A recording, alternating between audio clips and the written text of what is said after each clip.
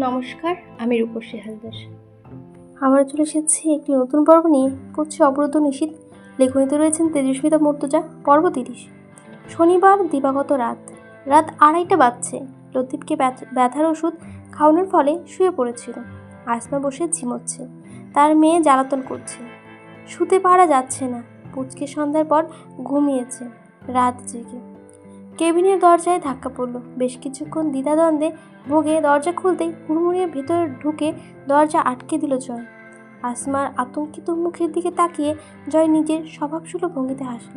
Light জ্বালান ভাবি, বেশি অন্ধকারে থাকলে চোখ নষ্ট হয়। আর চেঁচাবেন না যেন ভুলেও, তাতে শব্দ দূষণ হয়। মহিলা ভয়ে জুবুতুবু হয়ে বলে, কেন আসছেন? জয় দুই পাশে মাথা নাড়ল। লাইট জ্বালান। লতিফের ঘুম ভাঙল। ভয়ে শীতের রাতের ঘাম ছুটছে বেচারার শরীরে। জয় কোমর থেকে পিস্তল বের করে ম্যাগাজিন খুলে বুলেট চেক করতে করতে বলল, শরীর ভালো লতিফ ভাই? লতিফ উঠে বসার চেষ্টা করলো, পারল না। জয় পিস্তল লোড করে তাকায়। বিশ্বাসঘাতকদের বাজিয়ে রাখতে নেই লতিফ ভাই।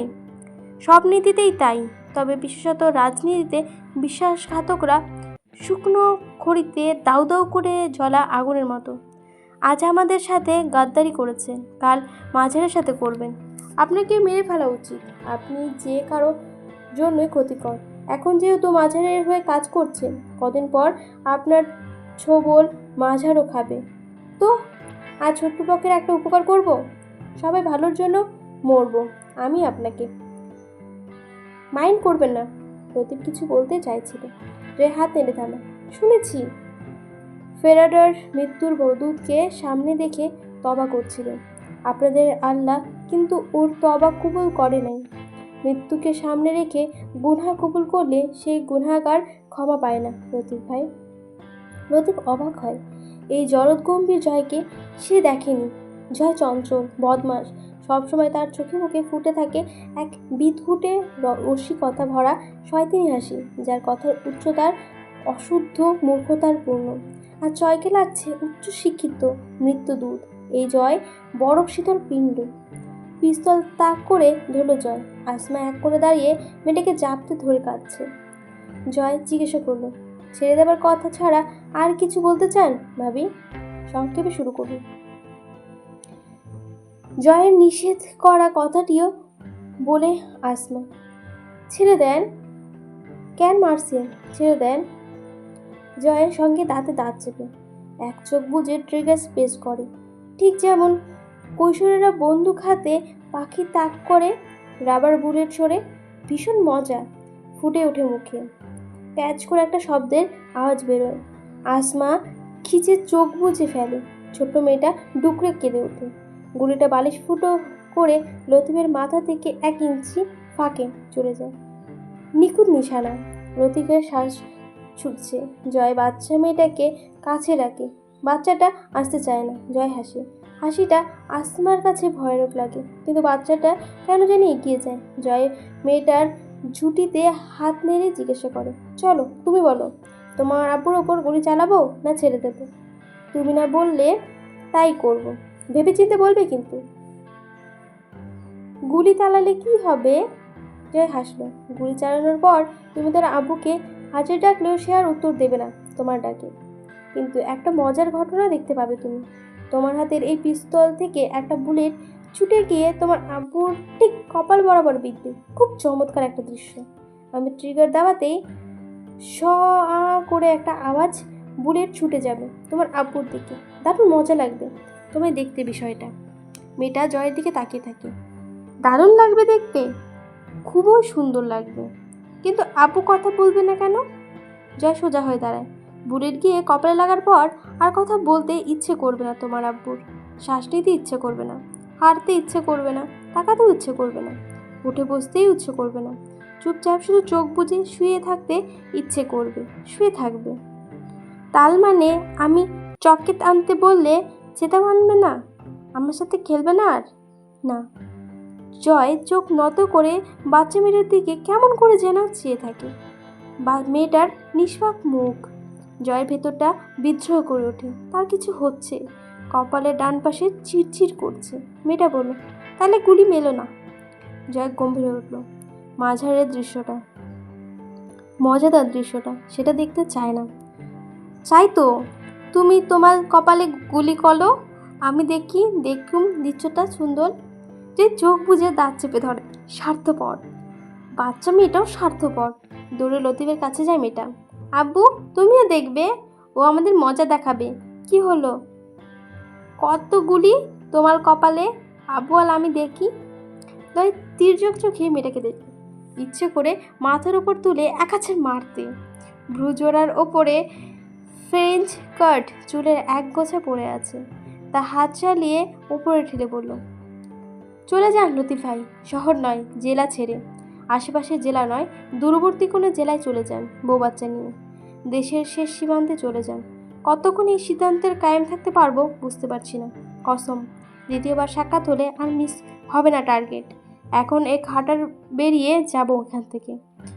ফিরে আসার ইচ্ছে জাগার আগে আমার নাগাল সীমানার বাইরে থেকে চলে যাবেন। আসমান দিকে চেয়ে জয় বলল, ওনাকে বোঝাবেন আজ ছেড়ে দিচ্ছি। কিন্তু একটা ভাবনা মাথায় আসতে পারে যে মারতে তো এসেছিল জয়, বেঁচে গিয়ে সুযোগ যখন পেয়েছি বদলা নিয়েই নেই। মেরে ফেলতে পারতো, সুযোগ পেয়ে আমিই বদলা নিয়ে নিই। আসলে পারে লতিফ ভাইয়ের মাথায় এমন কথা, তাই বলছি একটু বোঝাবেন। এমন ব্যাপার দরকার নেই, বোকামি করে ছাড়ছি না। আসলে বুঝতে পারছি না কেন ছাড়ছি। যতক্ষণ বুঝতে পারবো ততক্ষণে আর ছাড়ার মানসিকতা থাকবে না। তাই এখন আপাতত বুঝতে চাইছি না, কারণ এখন আপাতত ছাড়তে চাইছি। লতিফকে বলল, লতিফ ভাই, আমার মানুষ মারতে ওপিনিয়ন লাগে না, হাতের প্র্যাকটিস আছে কম বেশি। বংশ পরম্পরায় রক্ত দোষ তো। বদলা নিতে আজকের উপহার পাওয়া জীবনটা হারাতে আসবে না। আমার দেওয়া উপহার তো যত্নে না রাখলে আমার খুব রাগ হয়।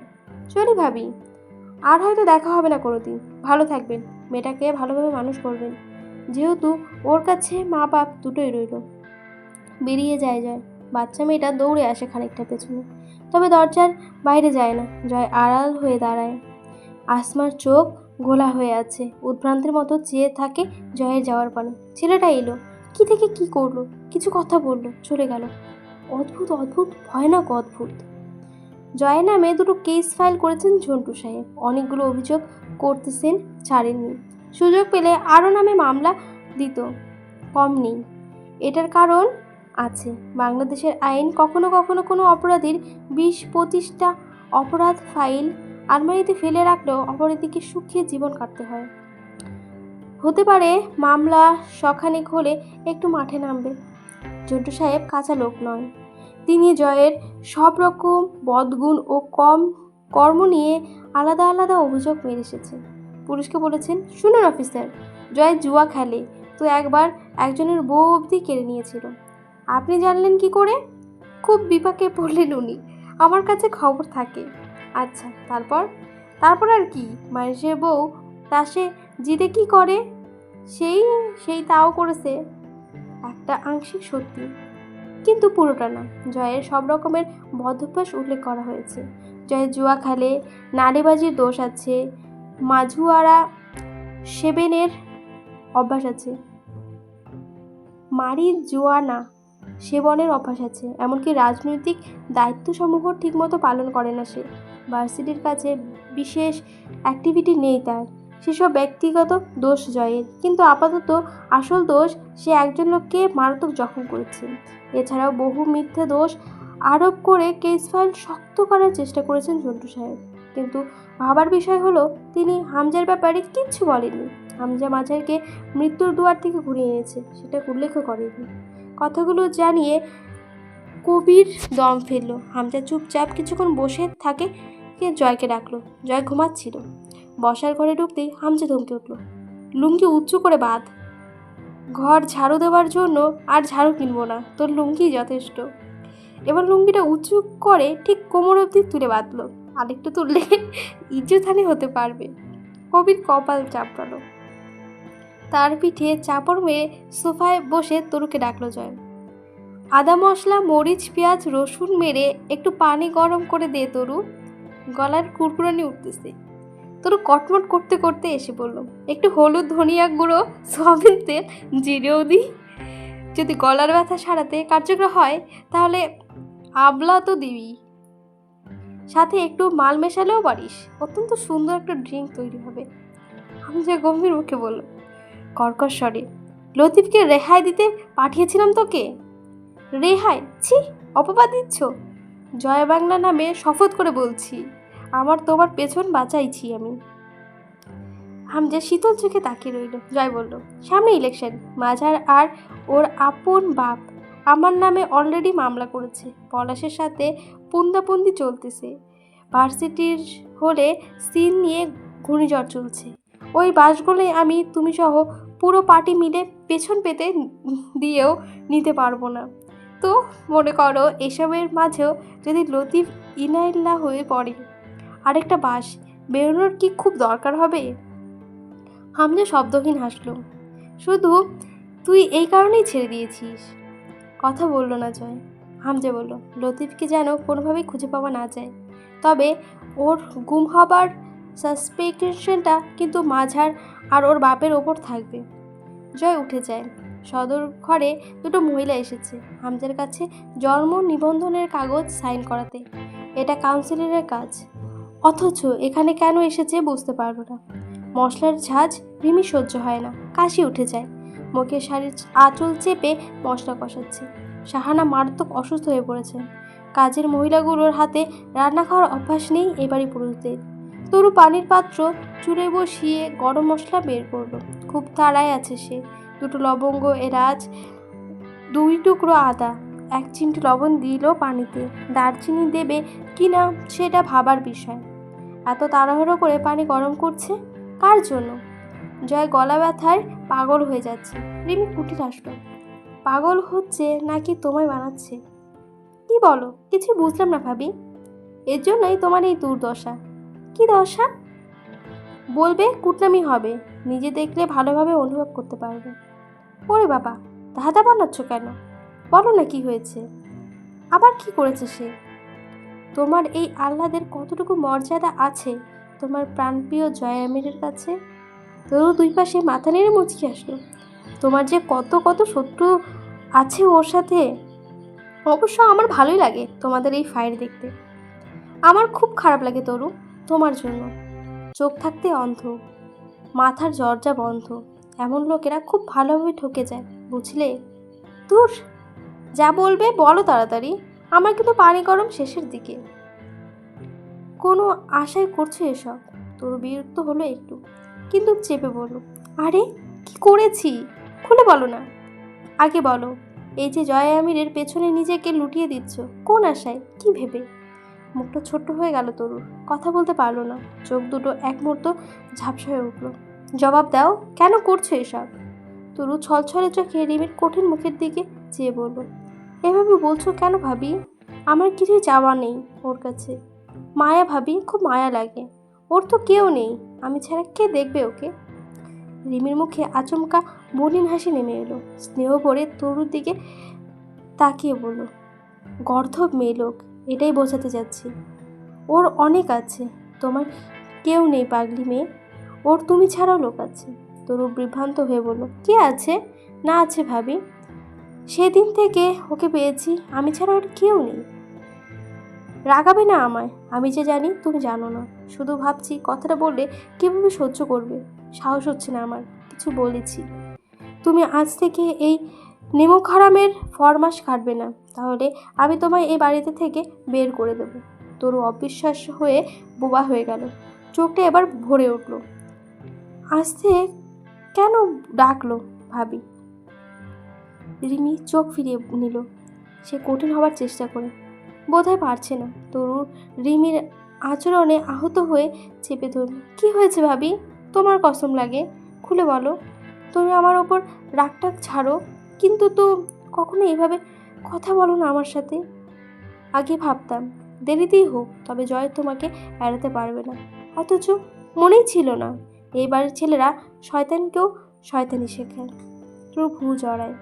আগে যা ভাবতে এখন ভাবতে দোষ কি? রিমি কিছুক্ষণ তাকে হেসে ফেলল। তা জানলে তো আর এইভাবে ফরমাস খাটতে দৌড়ে আসতে না। সত্যি বলতে আমার তোমাকে কথাটা জানাতে কষ্ট হচ্ছে না, কিন্তু তুমি এই নেমো খারামটার জন্য এত উতলা হয়ে ওর গোলামি খাটবে, এটা আমি দেখতে পারবো না। তোর কথা বলো না, তার বড় অস্থির লাগছে। রিমি বলল, তোমার আশিক জয় আমির বিবাহ করে সেরেছে তরুনিধি খাতুন। চমকে খেয়ে নিজেকে বোবা প্রমাণিত করো না তরু। বারবার জয়ের ওপর তোমার পাগলামিতে আমার তোমার উপর খুব মায়া হয়েছে। আমি জানতাম শীতের মৌসুমে গাছের পাতার মতো ঝরে পড়তেই হবে তোমাকে একদিন। সেদিন এলো শেষমেশ। শেষের দিকে উদাসীন হয়ে পড়ল রিমি। তোমার হামজা ভাইকে আমিও ভালোবেসেছিলাম তরু। তার বদলে সে শুধুই নিজের রূপ দেখিয়ে আমাকে খান খান করে ফেলেছে। ক্ষমতালোভী, নোংরা এক একটা রাজনীতিবিদকে ভালোবেসেছি আমি এই জীবনে। আব্বু, কাকা, মাঝার ভাইয়া, অবশেষে এই লোকটা। আমি সব বুঝি জানো, তবু এদের মায়া কাটাতে পারি না। তরু এই জগৎ ত্যাগ করেছে যেন। সে চমকে গেছে কিনা বোঝা গেল না, তবে অসাড় হয়ে দাঁড়িয়ে রইল চুলার পাশে। জয় আমির মিথ্যা বলে না। সে সেদিন বলেছিল সে সেদিন তরুকে খুন করে এসেছে। জিজ্ঞাসা করলে বিয়ের কথাও স্বীকার করত, কিন্তু তোর জিজ্ঞাসা করেনি। জয় নিজের বিরুদ্ধে যে কোনো ধরনের জঘন্য মিথ্যাকে নির্বিঘ্নে স্বীকার করার জোর রাখে। আর এ তো সত্য। জয়ের ডাক শোনা গেল, তরু মরে গেছিস? গরম পানি দিয়ে যা। হে, গলা আটকে আছে একদম।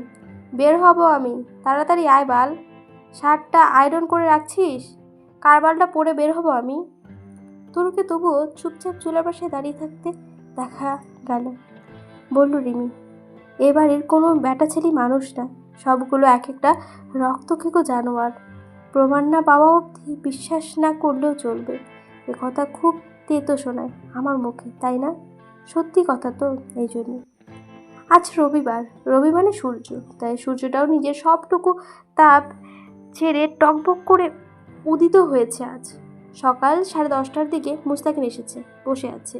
অন্তু বই খাতা গুটিয়ে রেখে সব বসার ঘরে যাবার আগে অভ্যাসবশত মাথার ওড়না তুলতে গিয়ে হাসি। বেশ্যার আবার ওড়নার পর্দা হাস্যকরক হলো। মুস্তাকিন মাথা নত করে বসে আছে, তার অভিব্যক্তি অব্যক্ত। কেমন আছেন মুস্তাকিন সাহেব? অন্তরাজে নিরস মুখে তাকাই মুস্তাকিন। ঢাকায় ছিলাম, কিছুই জানতাম না। কি থেকে কি হয়ে গেছে এই কদিনের ব্যবধানে? অন্তু হাসার চেষ্টা করল। কোনো একদিনের ব্যবধানে দেখবেন এই পৃথিবী কেয়ামতেও ঘনিয়ে এসেছে। যা ঘটবে তার আভাস খুব কমই পাওয়া যায় মুস্তাকিন সাহেব। কি ব্যাপার, তাকাচ্ছেন না কেন আপনি? ইচ্ছে করছে না। কেন? বুঝতে পারছি না। আমার এতক্ষণে বিশ্বাস হচ্ছিল না। এসবে আপনার কথার ধরনের বিশ্বাস করার তাগিদেই টের পাচ্ছি। কি থেকে কি হয়েছে? মুস্তাকিনের দিকে চেয়ে অন্তু মনির হাসল। সেদিন আব্বুদের কোথায় নামিয়ে দিয়েছিলেন? সেদিন স্যারের নির্দেশ না মেনে আমি ওনাদের সাথে আসলে এসব কিছুই বদলাতো না। কিছুই করার ছিল না ওইখানে। রটনা রটে গেছে, আর বাঁধ ফুঁড়ে পানির স্রোত মুক্ত হয়ে যাওয়া একই। সেই পানিকে ফেরানো যায় না, রটনা মুছে ফেলা আর যায় না। ছাড়ুন সে কথা। মুস্তাকিন বেশি কিছুক্ষণ চেয়ে রইল অন্তুর দিকে। নিজেকে সামলে চোখ ফিরিয়ে বলল, কেউ অন্তত অসম্মান করার সাহস পেত না আমার সামনে আপনাকে। আর লোকে কি বলল তাতে প্রভাবিত হবেন না আপনি। লোকের কথায় আসে যায় না। অন্তু আলতো হাসল, উদাসীন হাসি। খুব আসে যায় না মুস্তাকিন সাহেব। আত্মসম্মান অবধি ঠিক আছে, কিন্তু যখন প্রশ্ন সম্মানে ওঠে তখন লোকে আপনাকে সম্মান দিলেই সেটা কেবল সম্মান। সম্মানের ব্যাপারটা হলো আপনার বড় বলে বড় সে নয়, লোকে যারে বলে বলে বড় সেই হয়। কিন্তু লোকে যদি বড়কে ছোট বলে সেটাও ভুল নয়। তাদের দৃষ্টিকোণ থেকে তো সেটাই ঠিক।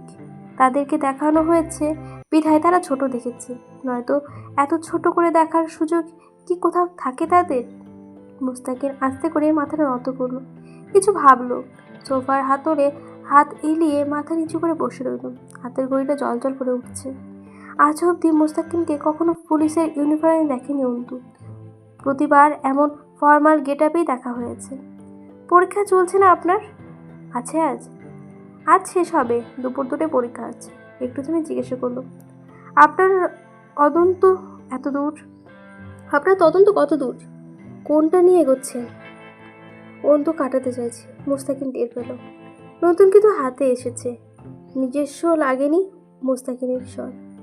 তাকাচ্ছিল না অন্তুর দিকে, নিজের বাঁ হাতে তর্জনীতে থাকা গাড়ির চাবির দিকে চেয়ে থাকে। নতুন কিছু, পুরনোগুলো অনুসরণ রেখে নতুনগুলোকে ধরেছেন। পুরনো কোনটার কথা বলছেন? অন্তু গম্ভীর চোখে মুস্তাকিনকে বরফ করে চোখ নামালো। আখির রেপ এবং মার্ডার কেসটি, ওর মেজো ভাই সোহেলের খুনের রহস্য, বড় ভাই সোহেলের লাশ পাওয়া গেছে ওই বাড়িতেই যেখানে সালমা খালা থাকতেন, কিন্তু এখন তারও নিখোঁজ। চাঁদনি ভাবি, সালমা খালা গেছেন বা কোথায়? হুট করেই হারিয়ে গেছেন। যেখানে বড় ছেলের লাশ পাওয়া যায়, ওগুলো কি পছন্দ হয়নি আপনার কেস হিসেবে? মুস্তাকিন একটু চুপ থেকে শান্তভাবে মাথা নাড়ল। সব মাথায় আছে, তবে সেটা নেই যেটা হলে তদন্তের উপাদান বা ক্লু। ক্রাইমগুলো শুধু হয়েছে, তবে সেগুলোর বিশেষ কোনো সূত্র নেই যা ধরে অপরাধী অবধি এগোনো যায়। আখির কেসটা বন্ধ হয়েছে ফরেন্সিক রিপোর্ট পাওয়ার সাথে সাথে, কারণ সেখানে একটা সাসপেন্ডের বিরুদ্ধে কোনো রকম ক্লু ছিল না। সোহানের মৃত্যুর ব্যাপারটা সবাই জানা, আর সেদিন সোহেল মরল, এটার কোনো সূত্র নেই, শুধু ওই রক্তপুঁজ আর মেলাটনিন হরমোন স্পেশাল ছাড়া। অন্তু ভ্রু জড়ায়। Melatonin hormone? সে সেটাকে নোংরা জিনিস ভেবে ভুল করেছিল। এখনও তার সন্দেহ আছে বিষয়টাকে নিয়ে। ভার্সিটির এক মেয়ে বলেছিল সোহানের মৃত্যুর ব্যাপারে সেটা ঝাপসা। আপনারা আখির লাশ পাঠিয়েছিলেন, আপনাদের জানার কথা চাঁদিনা কোথায় আছে, কোথায় পাঠিয়েছিলেন লাশ? আমি পাঠাইনি, ডিপার্টমেন্ট থেকে পাঠিয়েছিল।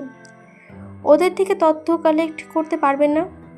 পারলে দেবো আপনাকে, কিন্তু আপনার এসব জেনে কী হবে, কী প্রয়োজন? হাসলো মুস্তাকিন। বন্ধু হাসার চেষ্টা করলো। কিছু বলবো না, কালেক্ট করে জানাবো আপনাকে। উকিল হতে এখনও অনেক বাকি, এখনও এত খাটবেন না, এনার্জি বাঁচিয়ে রাখুন, নয়তো বৃতৃষ্ণা ধরে যাবে নিজের পেশার প্রতি। অন্তু কিছুক্ষণ নির্বাকার পরে জিজ্ঞাসা করলো, সোহানের ব্যাপারটা কি? কিছুক্ষণ নীরবতা, পরে চোখ তুলে তাকে একটা দম ফেলে বলল, যদি বলো সোহানকে জয়া আমির মেরেছে, বিশ্বাস করবেন? অন্তু ভ্রু কুচকালো সামান্য। অসম্ভব কিছু নয়, অবিশ্বাস্য করার মতো ব্যাপার দুনিয়াতে খুব কম। কেন মেরেছে জয়া আমির সোহানকে? রাজনৈতিক মামলা। সোহান মাঝারের পার্টির লোক ছিল। তখন হামজা সবে ঝন্টু সাহেবের ভাতিজাকে বিয়ে করেছে। হুমায়ুন পাটোয়ারির কাউন্সিল। জয় নেতা ছাত্রনেতা হয়ে উঠেছে। হামজা পুরোদমে দাপিয়ে বেড়াচ্ছিল রাজনীতিতে, কিন্তু এতে ঝন্টু, মাঝার আর হামজার শ্বশুর কোনো রকম সুবিধা করতে পারছিল না হামজার ক্ষমতার ওপর। একটা ভাঙন, এরপর কিছু একটা ঝামেলা হয়েছিল মাঝারের সাথে, যা এখনও চলছে। যেই জোর ধরেই জয়ে সোহানকে অমানসিক মার মেরেছিল। এরপর ছেলেটার ক্যান্সার হলো, আর সেই চিকিৎসার জন্যই সালমা খালা জমি বিক্রি করতে চেয়েছিল। অন্তর বিশেষ আগ্রহ পেল না, কিছু কথা নতুন অবশ্য, তবে শেষের কথাগুলো তানিয়ার কাছে এসে শুনেছিল। কোনো চমকপ্রদ কাহিনী লাগলো না, কিন্তু চাঁদনির ওই কথাটা খুব ধাক্কা লেগেছিল। সাবধান না হয়ে একটাও হারায়নি। চাঁদনির সব কথাই ভারী, তবে একটা যেন মেয়েটাকে খুব উদাসীনতা আর রহস্য ভরে রাখছিল। মোস্তাকিনের বর্ণনা সাদৃশ্য আনতে পারল না তার সাথে। বেশ কিছুক্ষণ চুপ থেকে অন্তু প্রসঙ্গ বদলালো। আপনার বাবা মা কোথায় থাকেন? স্কুলে আমি আপনাকে দেখেছি, খুব কম, তেমন দেখা হয়নি, আর ওনাদের ব্যাপারে কিছু জানাইনি। আম্মা দিনাজপুরে, তবে পাশের গ্রামে থাকেন, বাবা ঢাকায়। আচ্ছা, ওনারা একসাথে থাকেন না? আর ভাই বোন, আপনাদের পারিবারিক ব্যাপারটা বুঝলাম না। পরে বলবো কোনো দিন। মুস্তাকিন হাসল সামান্য। দরজায় করাঘাত পড়ল। অন্তু আটকে উঠল অজান্তেই। এই করাঘাত তাকে আতঙ্কিত করে তোলে। মস্তিষ্কের স্মৃতিতে দরজার করাঘাতে এক ভয়াবহ অভিজ্ঞতা সংরক্ষিত রয়েছে। দরজা খুলেই জয় প্যাচপ্যাচে হাসল। হোয়াটসঅ্যাপ ঘরবালি। সানগ্লাসের শার্টের নিচে প্রান্তে মুছে মুঠো করে ধরে তবে তাকালো চোখ তুলে অন্তুর দিকে। তবুও যতক্ষণ মাথা নিচু করেছিল বোঝা যাচ্ছিল জয়ের ঠোঁট এবং সাথে দ্রুত চোখ দুটো হাসছে। কথা শেষ হতেই বাড়ির শরতে কমান্তসের ক্রমশ আগুন বহনে ছোট্ট হাওয়ার মতো জয়ের হাসিটা নিবল। কণ্ঠ চেপে জিজ্ঞেস করলো, এইখানে কি করতেছে? অন্তু জবাব দেবার প্রয়োজন মনে করলো না। জয় ফিসফিস করে বলল, আমার অনুমতি আর ইচ্ছে ছাড়া তুমি পরপুরুষের সাথে সাক্ষাতে যাবে, এটা কি ঠিক? Nope, this is not fair ঘরবালি। খুব খুব রাগ হচ্ছে ব্যাপারটাতে। অন্তু কিন্তু এবার মুচকি আসলো। আপনার রাগের কারণ হওয়ার জন্য আমি খুব দুঃখিত জয় আমির, কিন্তু পরপুরুষ ঘরে ঢোকানোটাই কি আমার বৈশিষ্ট্য নয়? অন্তুর এই দুঃসাহস আর অতীত্য জয়ের ভেতরে রক্ত ঠকপকিয়ে ফুটল। জয় দাঁতে দাঁত চেপে চোখ বুজে বকে ওঠে, শালীর মেয়ে। গল্পটা কোন দিক থেকে কোন দিকে ঘুরে গেছে না, পুরোটাই চেঞ্জ হয়ে গেছে। কিন্তু মানে যেখানে পুরোটা আমার খুব খারাপ লাগলো সেখানে হচ্ছে কি তরুর জন্য। তরু যখন জানতে পারলো জয় বিয়ে করেছে, ইস, মেয়েটা কি কষ্টটাই না পেয়েছে। আপনাদের কোনটা ভালো লাগলো অবশ্যই জানাবেন। ভালো লাগলে অবশ্যই লাইক কমেন্ট এবং সাবস্ক্রাইব করে দেবেন। আজকে ধন্যবাদ।